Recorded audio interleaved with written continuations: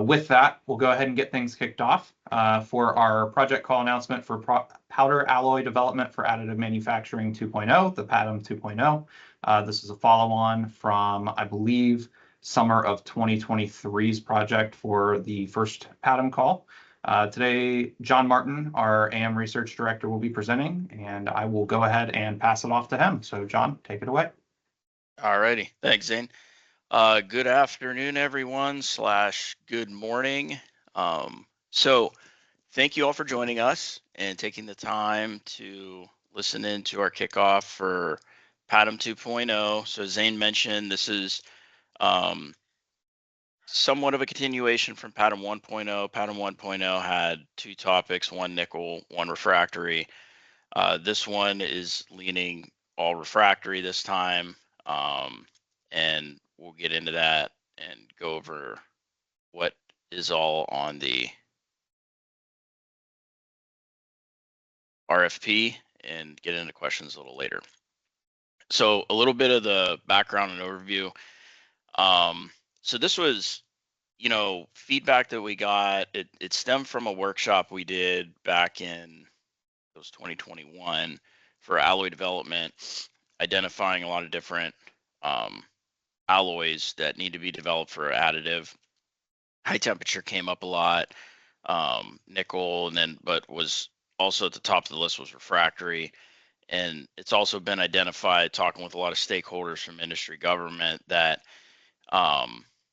the general consensus is there's a lot of existing refractory alloys out there that were developed back in 50s, 60s and onward, that never really got widely adopted, that hold a lot of promise. From traditional manufacturing methods, it appears that they're pretty amenable to additive processes, specifically laser powder bed fusion. And then, I know people have been doing some work with DED as well, but it just seems like there's a general consensus. There's a lot of potential to leverage existing R&D work that was done a long time ago to bring these alloys kind of up into the fold. It's just that there's a lack of understanding of their performance at high temperatures. So there's kind of enough data to know that they probably would perform well at really high temperatures for an alloy, but in order for companies to make an investment, or the government to make the call that they're going to seriously consider adopting some of these to use on new platforms, there's just too much risk because there's not enough information known currently. So that's one of the big things that this project call is looking to address, is filling those gaps. In addition, there's also a large need of building out new refractory alloy systems using more current methodologies such as ICME and AI and the different digital tools that exist. And people have been doing a lot of great work in this area with a lot of different alloys, including some work in refractory. So we're looking to expand on that as well with topic 2. And just an overall high level takeaway of kind of what the purpose of the project call is. A lot of it is to think of it as to reduce cost and risk for industry and DoD to adopt some of these alloys, and take, like I said before, kind of pulling the veil back and uncovering a lot of that mystery that I think a lot of people assume that it'll be good news, and it's wise to develop these, but we just need more information to move forward. And we think coming from that, we'll learn more about refractories, especially in the AM space, what the capabilities are, what we could get out of them performance wise, different things that maybe unique aspects that might go along with the AM process and how that might affect the microstructure, different things, and if we could get increased performance just out of the current compositions that exist. And then that'll help build a foundation on how to make new ones or add to existing ones and modify chemistries. but then also bringing that more into the fold and making it more, I guess, commonly available or known about. The idea is that will help to strengthen the domestic industrial supply and kind of feed itself and make these more affordable over time as they get adopted, and just trust and familiarity um, grows with these alloys. So some of the efforts, we'll get into a little more of this later, but it could be, your general, what we focused on for PADAM 1.0, but looking at as far as alloy development, looking at the process, specifically for topic 2, getting into more of what you would think of maybe traditional alloy development but for AM purposes, and specifically for topic 1, parameter refinement, process optimization, and then topic 2, some alloy modification.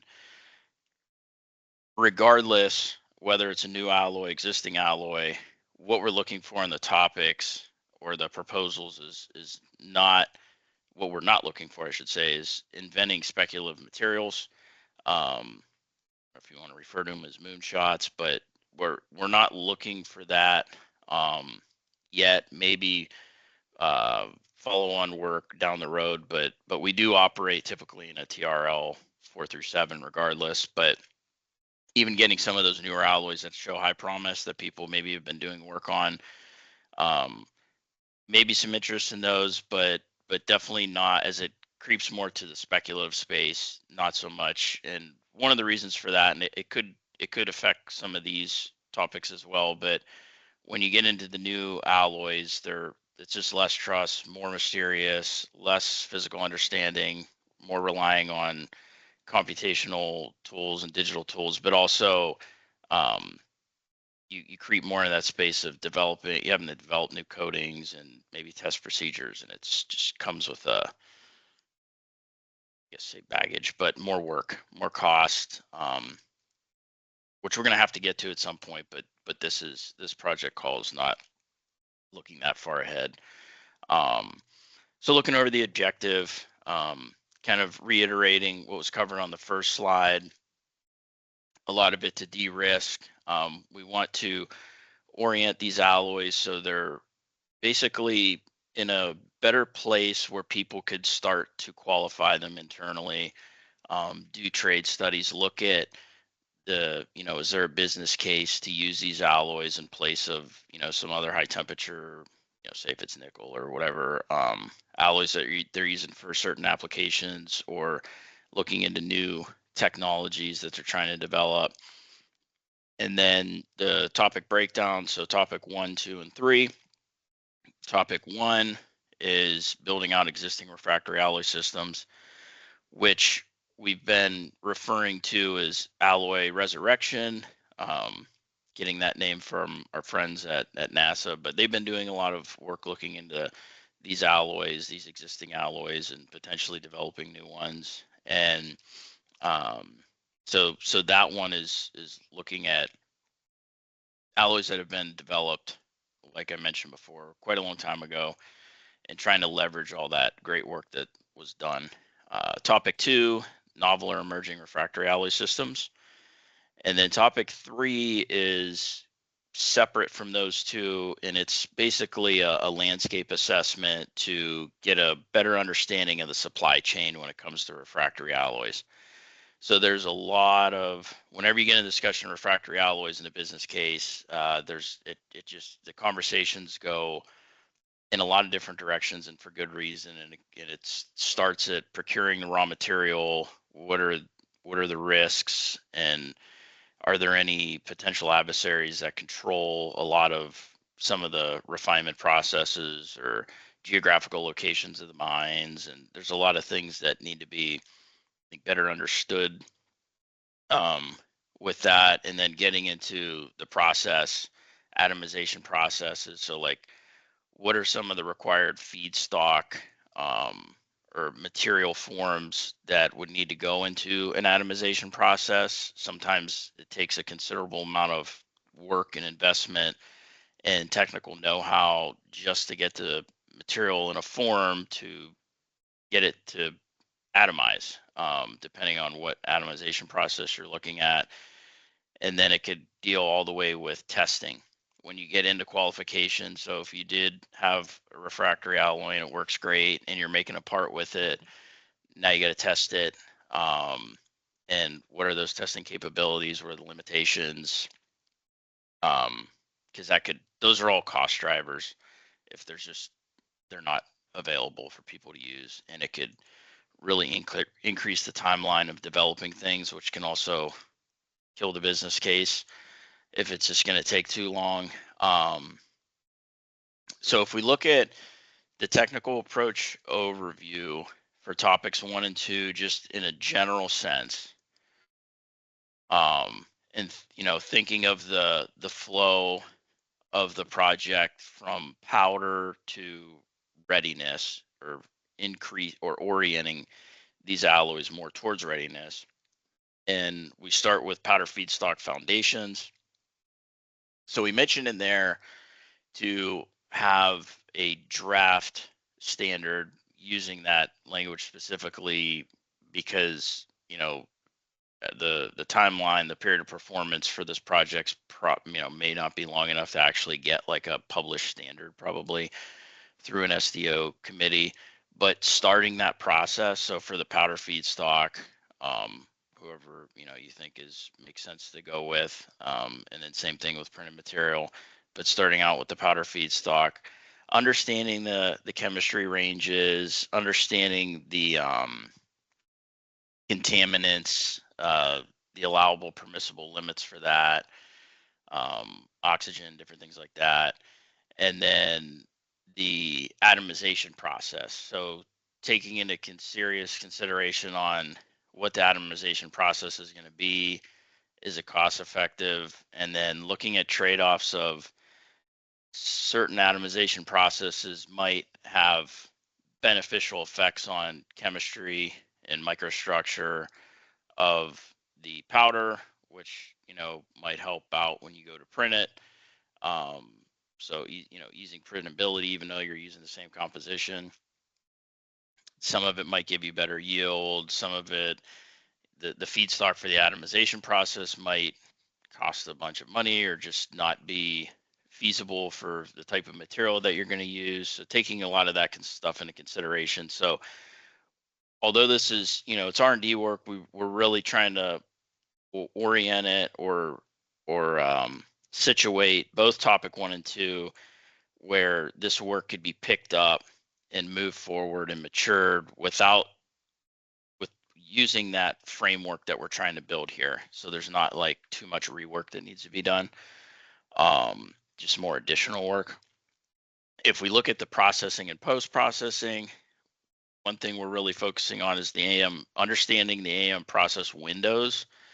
So as much as permissible, I guess, depending on how much you already know about the printability or alloy, but understanding the process window, how big it is, how small it is, your layer thickness, and what's required to get a good material, and then any post-processing, heat treat recipes, different things like that that's required, and understanding that as well to get really looking at getting a material that's good, maybe not like optimized to the nth degree, but it's really, really good and ready to move forward. So when you get that data for the testing, it's relevant and it's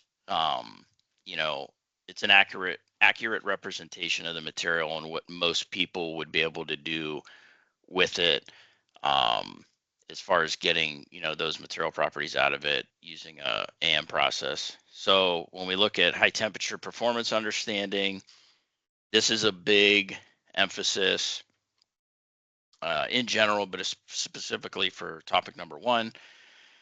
So looking at high temp material properties and understanding those. So focusing on 1300C, that was a number that came up a lot.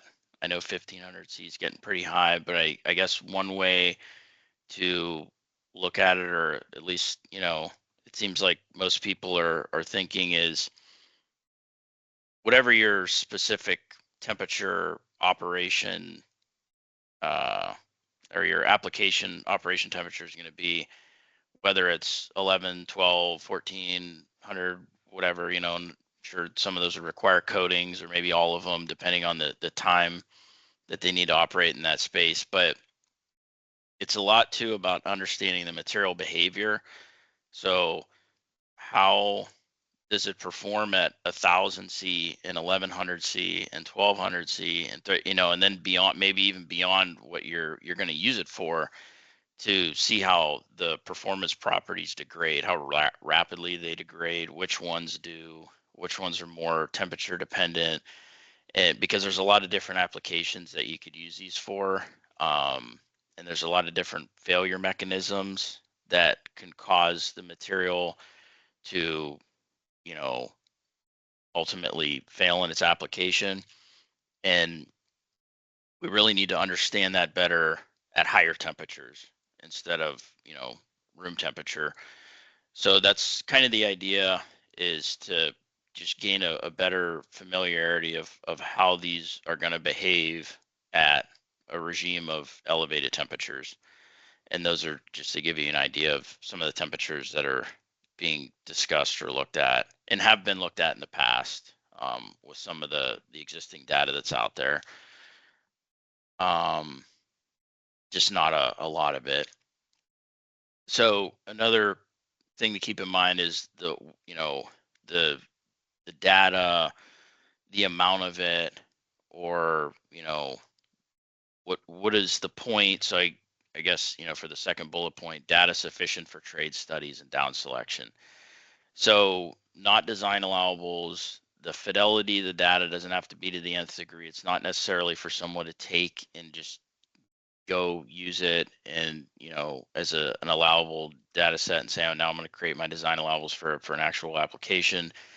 We would expect that work would need to be done on top of this, but it's more just a foundational data set at high temperatures. So everybody kind of knows what this material is capable of, and what went a solid understanding looking at the one above that, the section above that, for the AM processing. How easy is it? How hard is it? What is, you know, the process window and different things like that to get it to the printer to make good material. And then the atomization process. So it kind of all feeds into each other, but really just trying to get an understanding of what we have. A lot of other, think of nickel, you know, Inconel 625, or, you know, the existing nickels, we know a lot about them. So kind of trying to build out similar understanding for some of these alloys. And I guess you could think of a bar or a measure would be what the rot properties are now, I think, is what is typically kind of we're looking at, not us, but the community. And yeah, insight into temperature dependent behaviors, I mentioned that. Also variability. So, you know, this is where you kind of got to balance how nailed down you have your process, and what kind of material you have coming out of it. But you know, you want it to be good enough that you know that it's, you know, your material's pretty consistent coming out. So your variability of, I'll say, how it behaves, say it's, you know, tensile or whatever you're looking at high temperatures, it's not scattered all over the place.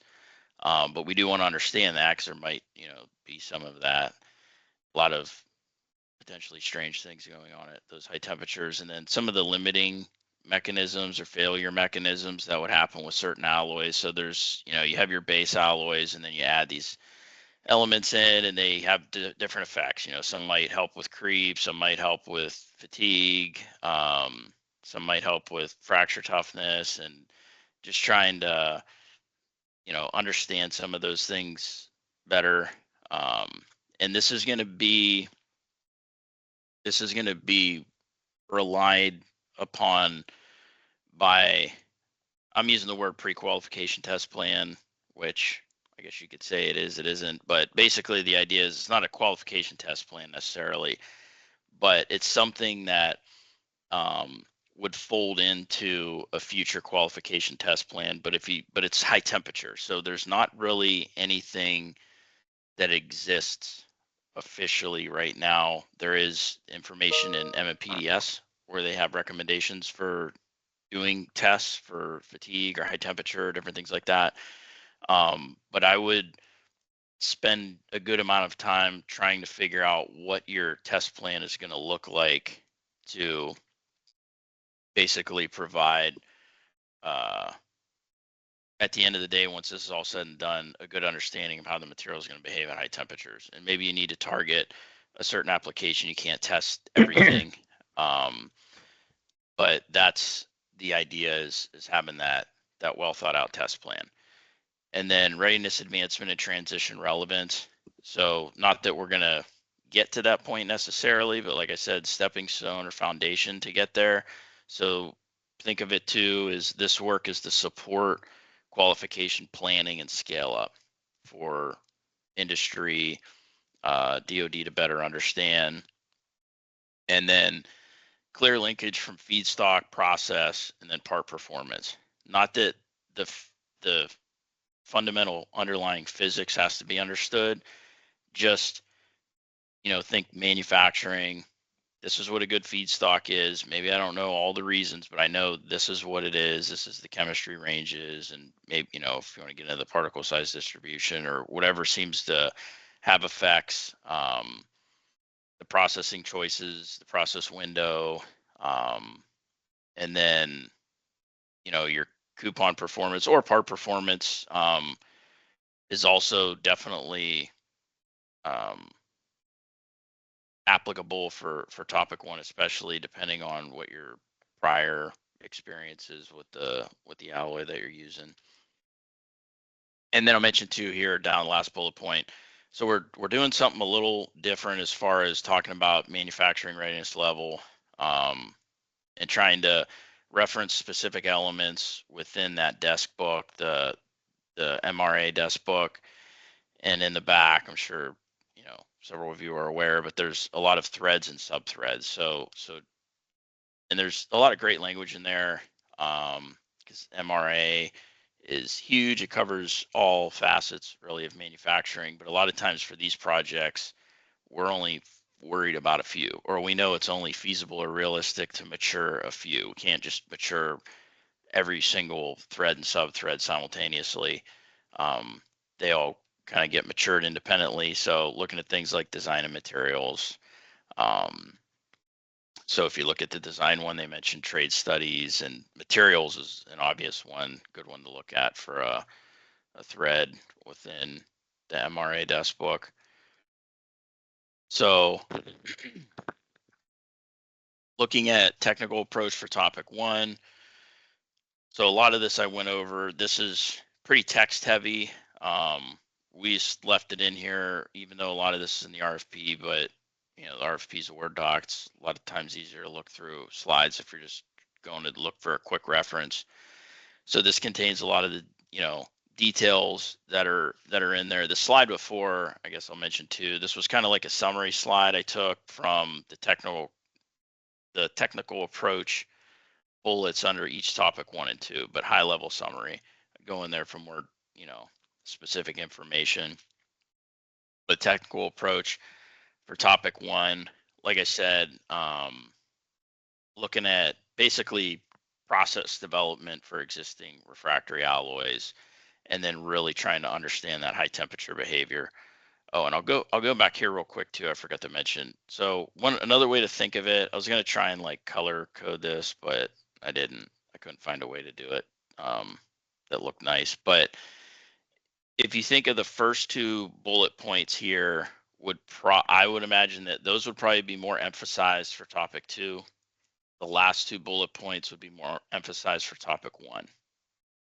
Okay, so these first 2 bullet points for topic 1 probably would be, I'm not saying the whole thing would be figured out, but you should probably have a pretty good idea, and then focus more of the effort on these last 2 bullet points.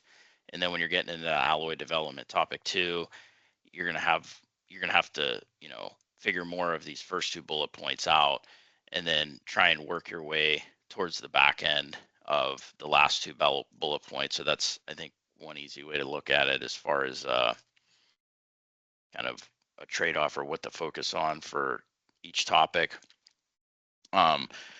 So back to topic one, a couple things I'll mention specifically that weren't pointed out yet.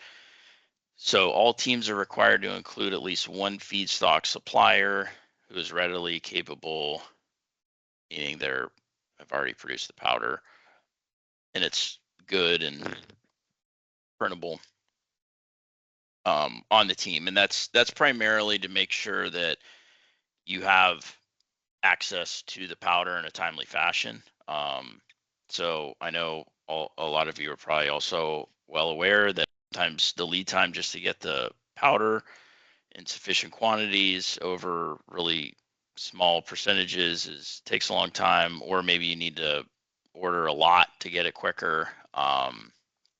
So that's one of the reasons we're focused on this as well. Is it's hard to do research on these alloys because to get the quantity that's enough to do R&D, but it's not enough to, use it for a commercial application or a product. It's hard to get those in a timely manner and with a, I'll say a reasonable cost. So that's a big reason why we have this in here, is it's basically to prevent teams from running into a real big problem if you don't have a powder supplier on your team. AM equipment, so feedstock commercially available, also the AM equipment. We do want this done on commercially relevant AM equipment because it's, supposed to be getting ready to go to the next step.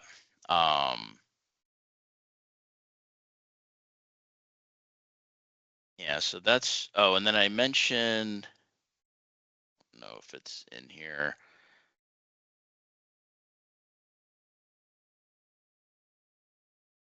So topic one, I had mentioned, it's in the RFP. It might be in here somewhere. I don't know, it's a lot to read, but adding in additions to the powder is acceptable for topic one, but it should not take away the main purpose of topic one, which is to better understand the fundamental existing alloy. But if you also want to have work in there and you could fit it into the budget, because I understand that could really help some people out that they're looking to do that, is add, say, carbides or oxides to the powder, and you could get potentially better properties printing. I would probably advise only to do that if you already know what you're doing, because that could be a lot of experimentation, I would imagine, if you don't. But the main purpose of topic one is to, like I said, bring to light the existing alloys. But if you do feel like there's room in your budget, or if you want to increase cost share, however you want to do it, to slightly modify it, I'll say. So you're not really modifying the composition or chemistry or anything, but I do know that some people are pretty far along on adding some things to the powder after it's been atomized and before you print it. So topic two, this is the one that's more, focused on the alloy development. So we want it to be, so, it's kind of a, I don't know, a happy medium. We're looking for something novel and better, improved performance, but it can't be too new where it's too risky and it's just too big of a question mark starting out. So kind of try to balance that out. And if we look down, fourth bullet point, it, maybe it goes without saying, but just so everyone's aware, proposers are encouraged to leverage ICME, physics-based modeling, AI, ML to speed up the development process, which I think a lot of folks are doing. But we just want to make that clear that is encouraged for this and expected. Not that it's a requirement, but it's definitely not going to be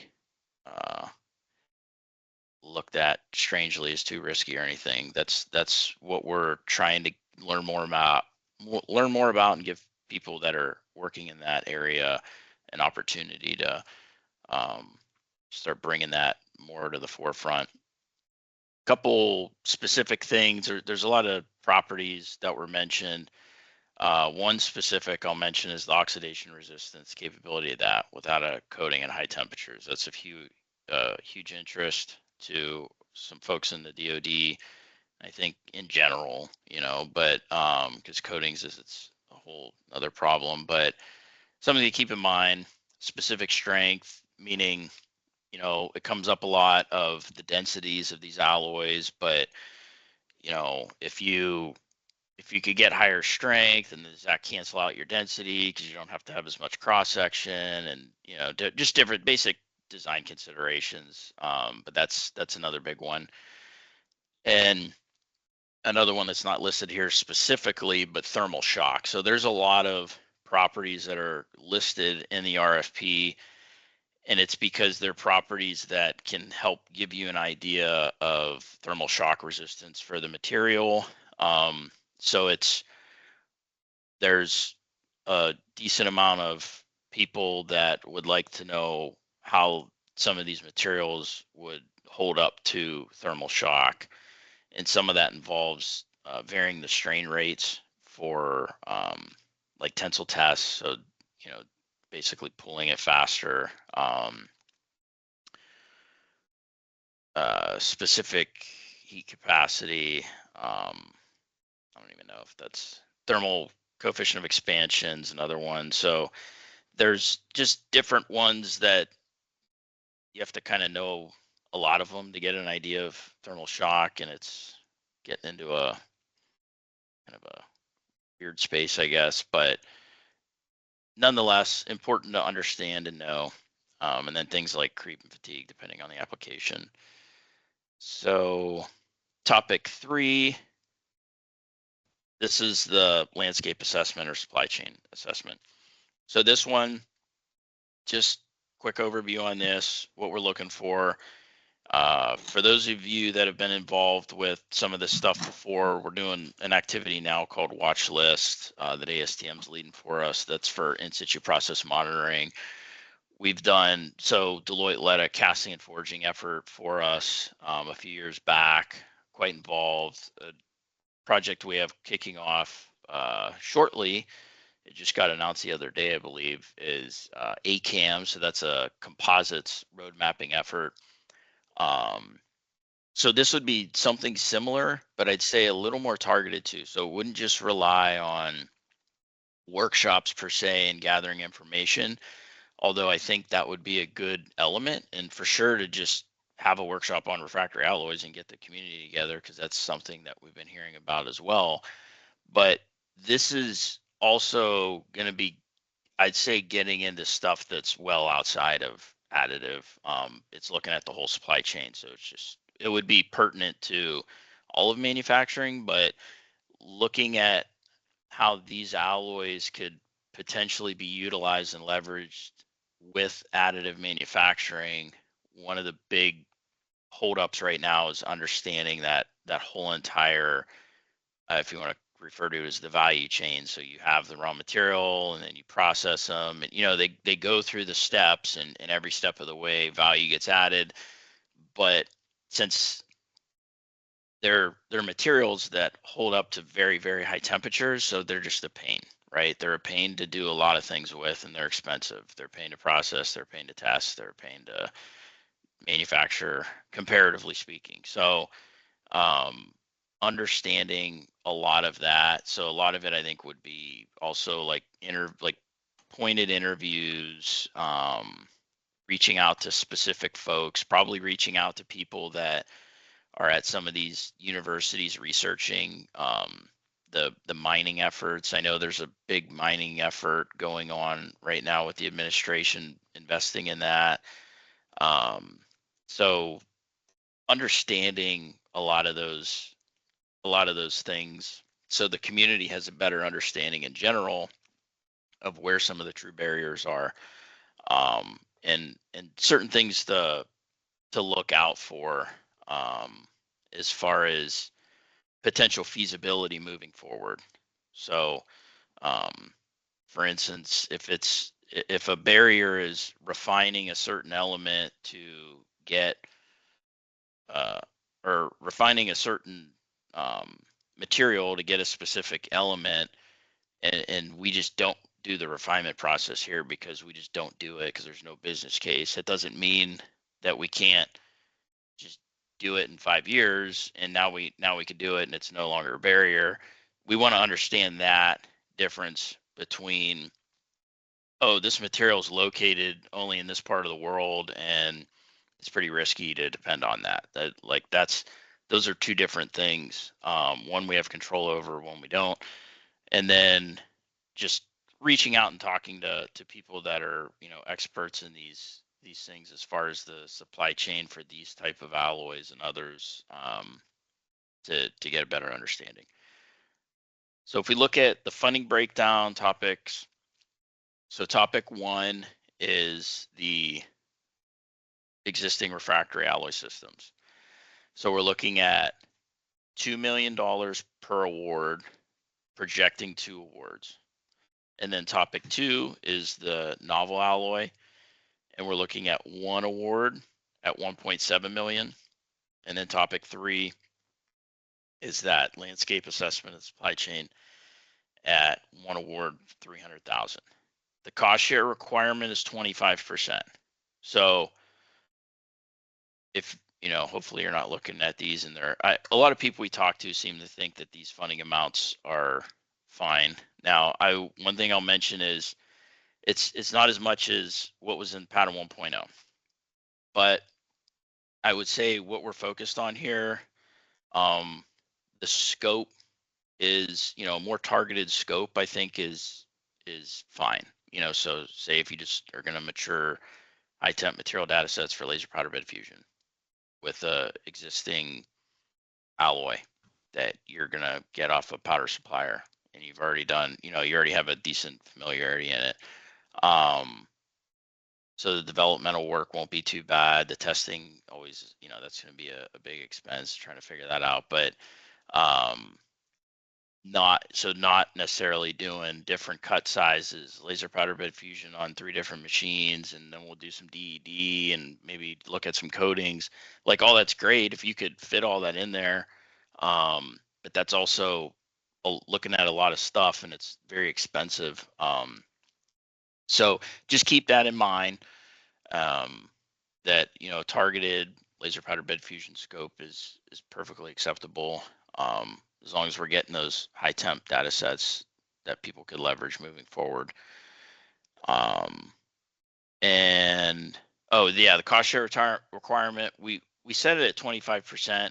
Usually they're at 50. PADAM 1.0 is 25%. We got feedback for this specific, say, initiative. Sometimes it's hard to get that 50%.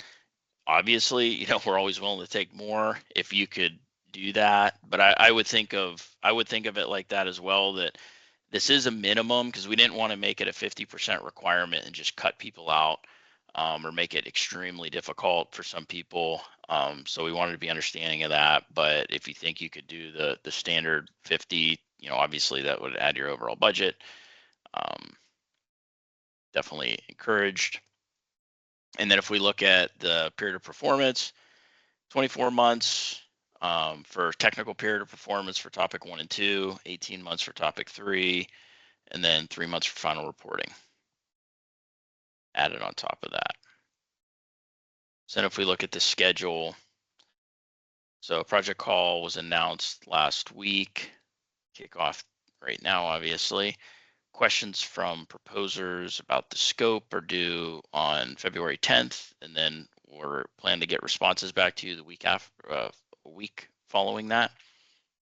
And then we have some other dates in here with membership and agreements. Proposal submission due date 3/25, which, yeah, I was gonna say should be about 60 days is what we've been trying to give the team. So, and then we're looking at having notifications out by end of April. But submission proposal due date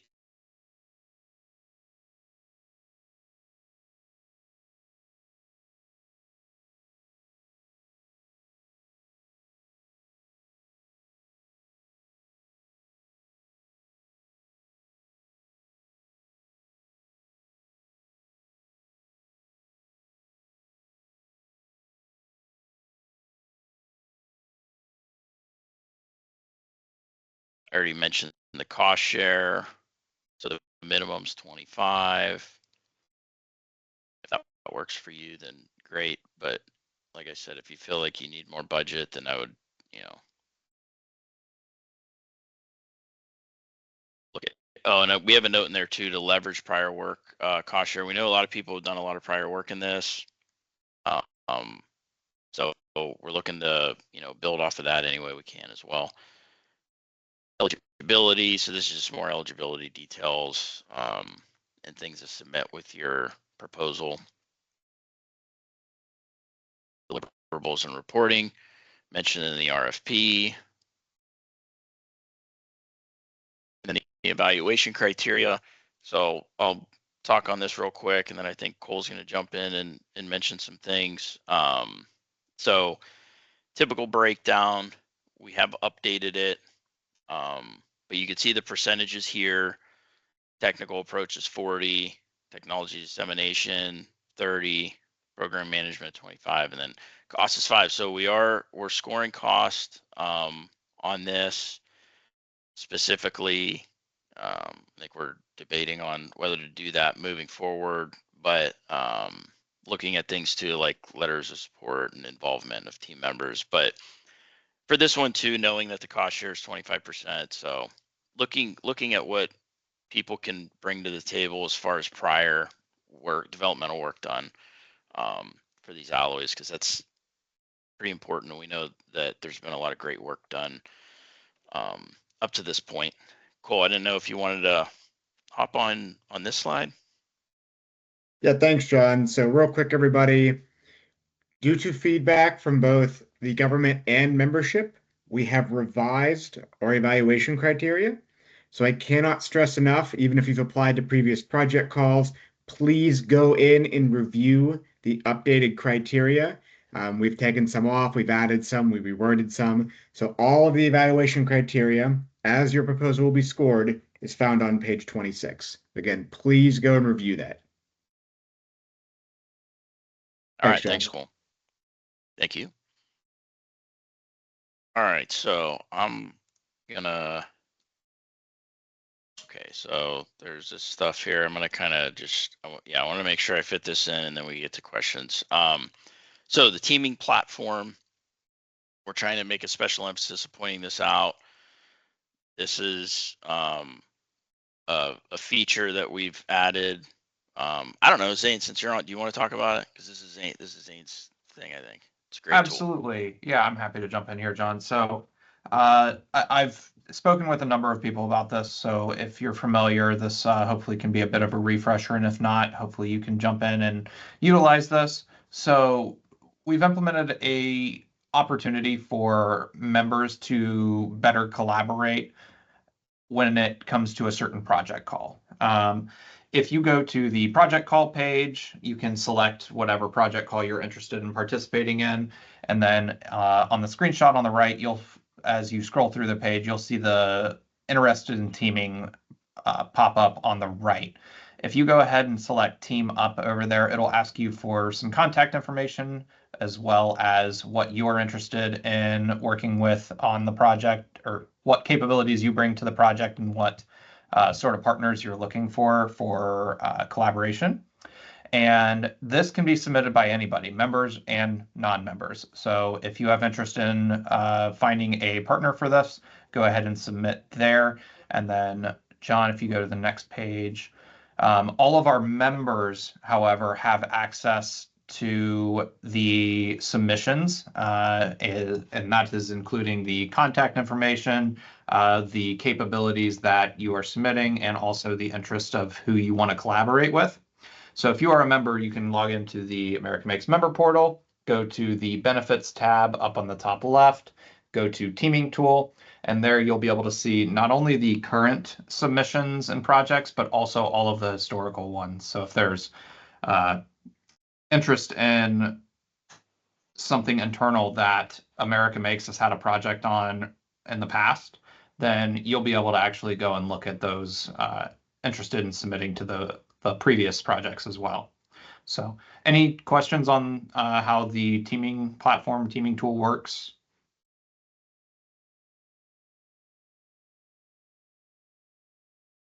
No? Perfect. All right. Pass it back to you, John. I think we've got a question in the chat from Peter as well. All right, thanks, Zane. Appreciate it. Okay, yep. Now we're ready for questions. Perfect. So I'll ask Peter's for him unless he wants to come off mute, but his question is, any thoughts on using the ARPA-E Ultimate work to support proposals? Yes, so that was mentioned in the RFP, and that's something we've been tracking. A lot of great work going on that.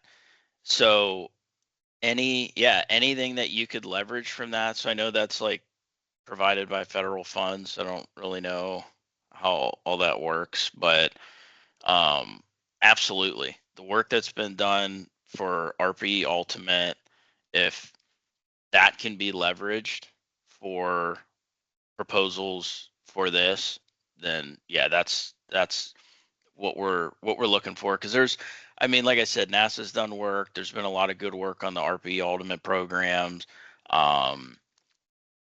Trying to think of well, and then all the older work that was done a long time ago. But yeah, looking at leveraging all that stuff, we don't really want to have people propose things that have already been done per se, but more leveraging existing work. I mean, I know some of it's going to need to be repeated, I'd imagine, just for validation, but RPE, probably not. Yeah, I think that's perfect to leverage. Thanks for the question and bringing it up, Peter.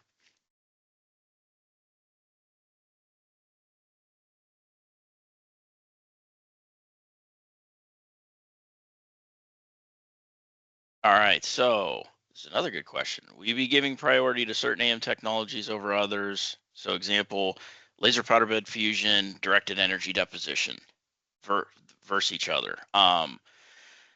So, and I've thought about this, and the way I'm expecting that to go is we won't as an institute.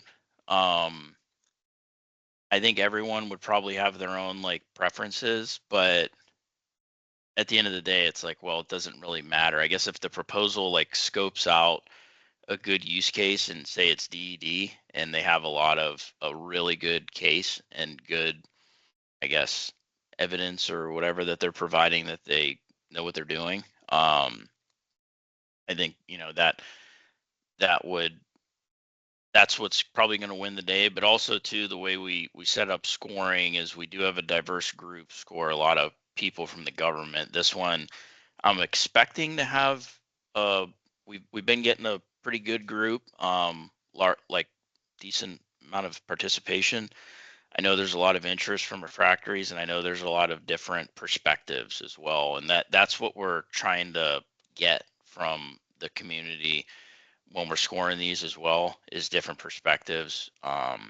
So yeah, short answer, no, there won't be necessarily a priority. I would just say like you would have to show like, I'll say maturity, confidence, for, as far as the printing technology that's going to be used. But if it's there and it's told well in the proposal, then that would be good.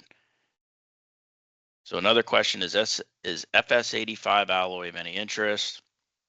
So yes, I mean that's one that comes up a lot, but there's a lot of other ones. So that's a niobium alloy, but there's also tungsten, tantalum, niobium, and molybdenum. I feel like I'm forgetting one, but those are the base alloys, and then you add in your elements with them. But the legacy ones, they're they're, I want to say they're relatively well known, especially the ones that have existing data on them, that are already out there that have been done by some of the primes a long time ago, or NASA. There's reports out there on high temp testing data on various different chemistries. So yeah, it's, I guess, a big thing to consider is if you just got to make the trick is, especially for topic one, is making sure that you have a commercially available powder supply, which is kind of the catch we're in right now, unfortunately. And as much as you could satisfy that, because there are some older refractory alloys that are, say, really lightweight, or they can operate at maybe higher temperatures than the others, or they're stronger, but maybe they're not as well known. There's not as a lot of data, which would be super interesting, but those are also the ones that probably would be harder to get a reliable feedstock for, that's considered commercially available, or already developed to a point where you can get a consistent supply, and when you print it, it comes out pretty much relatively the same every time. It's not going to vary your part quality. But yeah, FS85 amongst the whole slew of others, but the more information that we know about it, probably is going to help as far as you securing a supplier.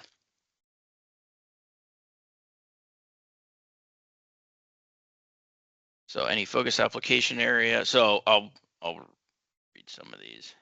So the next one, any focused application area and more elaborated material property expectation can that be shared? So and I know why you're asking. We've asked it a lot too. So the answer, I guess, from what I've seen is getting into some of it. It's obviously it's going to be like classified or IP when you get anytime you get into the closer to the application. But with this too, with the high temperature, but really, I think in a broad sense, some of the feedback we've got with people that do know that information is that that's not necessarily what they need at this point. They need a good, healthy, high temperature data set to understand how the material behaves. So, I mean, hypersonics is an application that comes up, but then it's, then you're looking at like time at temperature, I guess, how long it has to last. Some other things might involve that are longer with creep or fatigue. And then there's some for nuclear applications that some of those alloys operate at high temperatures, and then they have I don't know if it's neutron shielding, but some sort of radiative shielding effects. Not that that would be more of a dual use. You'd want to also make sure it's relevant to a DoD application, but if it's also could help the energy industry, especially with nuclear, with all the investment that looks like it's going to be going into that. And then material property expectations. So I tried to include all the ones. It's in one of the bullet points under, I think, topic 1, that would be relevant. And so specifically, I mentioned thermal shock resistance, and then things like creep or fatigue. It depends on what you'd be using it for and what's going to be the failure mechanism of the material or the part, and you'd want to understand that pretty well. And if it does work good, you'd want to also know why, due to certain elements or additives that are in there. Page 10 on the call. So page 10 of the call, line 3, is thermomechanical processing a requirement, since this is AM. I have to go look at that real quick. I think I know what you're talking about. Some of the stuff is language added in from our DoD partners.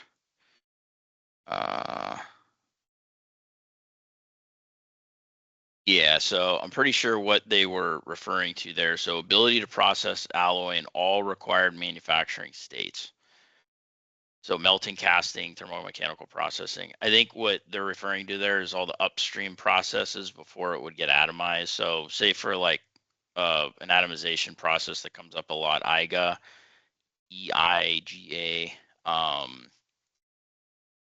is you have to make a electrode or a bar of the material, and sometimes, well, it's kind of a pain to do, I guess, regardless, but some materials it's really hard, or you just can't even do it sometimes. And that's when he's talking about compacting, consolidation, all the melding, casting, thermomechanical processing. I think that's all, not that you would literally be doing that on this project, but you would want to verify that whatever material you're using can be processed upstream in that manner before the atomization process. Otherwise, it could really add complexities if you go to scale this, or somebody tries to actually use it or produce the powder to make money. I'm sure the powder producers would be well aware, but that's something you want to keep in mind. So it's not like the performers would necessarily be doing any of that, but somebody would have to do it upstream of the additive process and in the atomization process. So next one, can you please elaborate more about testing labs? They must be NADCAP certified, question mark. So no universities to perform high temp testing. So this is a good question. There's a lot of good questions. And some of them are hard to answer. So this one is, no, they don't have to be NADCAP certified. And so these tests, and this is just from what I've gathered over the many discussions I've had, but from what I understand, I don't want to say all the tests, but maybe, especially when you're talking about temperatures that high. I don't know. There's probably not going to be like a certified lab or an accredited lab or anything. But we do want the data to be trustworthy. So wherever you're having it done, I would say, however you can give a, I guess, to build trust in the data coming out of that test lab. So I know some universities have specialized testing capabilities that maybe industry might leverage. So if anything you could share on that, like past uses of the lab, like it's not just the lab that was developed and like it's just used for lower level R&D internally at the university or say wherever. But if people actually leverage it from government agencies or from the commercial sector, especially to add validity to the lab, I think that's important, especially if there's no paperwork you could show because it doesn't exist that this is like an accredited lab that does testing at 1500 Celsius. So you would want to make sure to, try and, like I said, provide any evidence that it is going to be done at a lab that would be deemed, I guess, as certified as you could get with some of these tests, knowing that they're pretty specialized. Does powder need to be sourced from the U.S. / a U.S. company? So the requirement on, so this is a little, I guess, tricky because of so we have a requirement there that you need to partner with a powder producer, and then all team members have to have a DD 2345, and everybody has to be U.S. citizen on the project. So when we get into the powder supply, that one we're going to have to check with our DoD partners on, I'm going to say. So Cole, mark that one down, because I know that there are some, well, probably more than some powder suppliers that have these materials that are outside of the U.S. and that's the only place you can get it. So if that's the case, we'll have to see. But we will get back to you on that, and I definitely understand why you're asking. So next one, also please elaborate on proposers are encouraged to leverage prior relevant work done in the specific proposed topic area as cost share. How do you justify dollars for cost share on those? So we had and this is something that, I would probably bring up sooner rather than later, just to get it specified. I wasn't involved with this, but I knew I was aware of it. We did have a member that came to us and said, "Hey, we have a lot of information, basically like material data set for a newer alloy that you guys are interested in working on, and we want to share it." And we're like, "Oh, that's great." So, I mean, that's one example, but we gotta make sure that, the IP is all sorted out, and we got to make sure, and then you would basically put a cost on that, what you think its value is for cost share. As far as the exact steps that we would need to go through, I'm not 100% sure, but that's the idea, is sharing information that you've already developed. In that case, if it's not from federal funds, if it would be like internal R&D, that specifically I think would be an easy case to make for cost share, and leverage. So, but that's a question I think we want to jot down too and get a better answer on. Is there a goal / requirement to have domestic supply of powder feedstock? Okay, so similar to the other one, I think, yeah, I think probably the easiest way to look at that is if we have it here, a good domestic source, then you're going to want to go with that. But if it's just literally not available in the US and the only place to get it is over in Europe somewhere, then, we're going to have to look into that, because that's probably going to be the case with some of these alloys. Next one, would you consider in-process alloying techniques like FGM to be more in line with the scope of topic 1 or 2? So I guess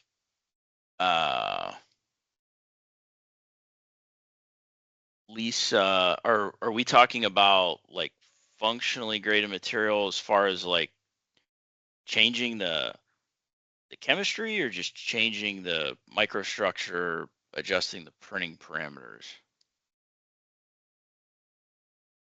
And I guess either one, I don't think we're really we're not focused on at this point as the functionally graded material things, if that's I think what you're referring to. More with fundamental printing processes. But if that's something that is, relevant and can show a big benefit and is matured to some extent, I think we're open to it. So that would be, I guess that would be more with topic 2, I would say. It could be topic 1 is like kind of an add-on or a supplement, but once again, not to take away from the fundamental understanding of just printing the material as you normally would. So the next one, you touched on this, but a bit more info would be helpful. Would adding small amounts of oxides or carbides to commercial alloy be considered topic 1 or topic 2?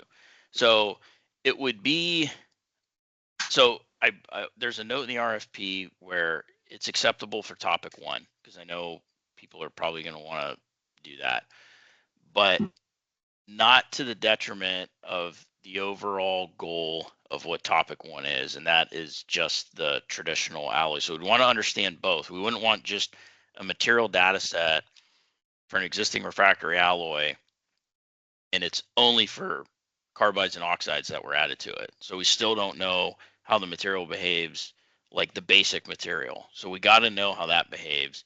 And then if you want to do any extra work where you add the carbides, oxides, and say, here's the improvement, we don't have as much, I'm assuming you can't do as much testing on that. You wouldn't have the money, but if you have limited test results to show the promise and show how, basically start building out the business case for that, then yeah, absolutely. Topic 2, it could, but if it's really slight amounts and you're not really modifying the chemistry very much, then I would say that would probably not win the day compared to other people that are going to be modifying the chemistry and going through iterations and different things like that using the ICME tools and the like. So probably more closer is like some add-on work to topic 1 potentially. Let's see, next question. Apart from powder bed fusion DED, will other AM processes fit the scope? So maybe, but I would say as far as looking at, is it worth your time building out a proposal and it's not one of those two? Yeah, I mean, that's going to carry some risk just because I think we're looking at things that are relatively mature for additive and refractory. So if it's something that like only one person has done in their company and nobody knows about it, then that's that would be pretty risky to like invest a bunch of money in. Well, also too, we're trying to build out, I guess if you want to think the supply base of printing refractories. So if it's more niche, even if the work done was good and we shared it, if no one's doing it, then and no one's like very familiar with it, then it would be hard to transfer. So not necessarily transition the technology, but transfer it to other people, namely like print houses or even other industry or other like primes that are printing internally and stuff. So, okay.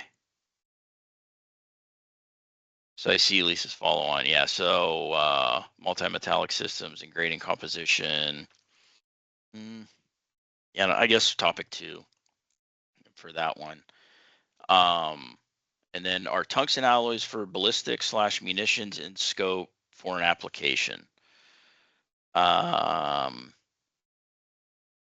I mean, I think, yeah, tungsten alloys are in scope in general. So yeah, absolutely. And that's a good topic that looks like it's going to be having some funding behind it.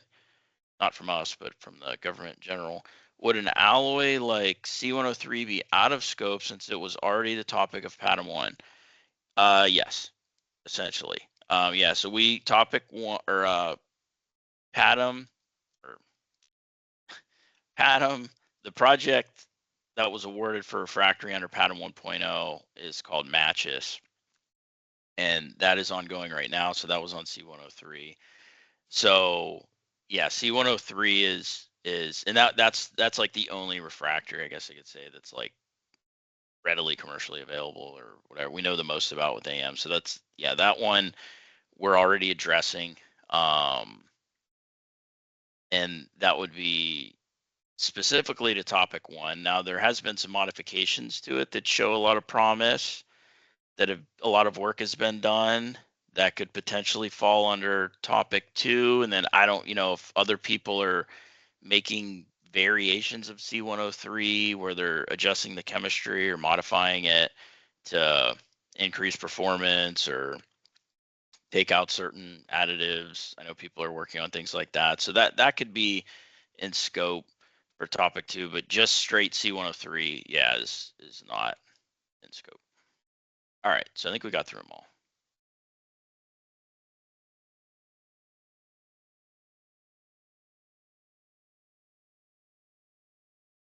And that is a wrap on my end.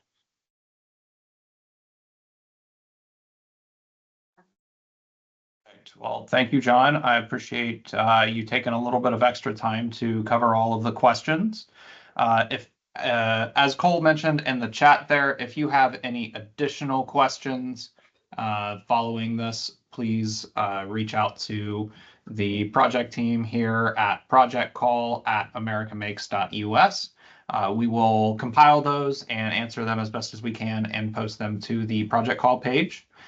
With that, we'll be closing out this webinar. So thank you all for attending, and I hope you guys have a good rest of your week. Thank you. Bye all.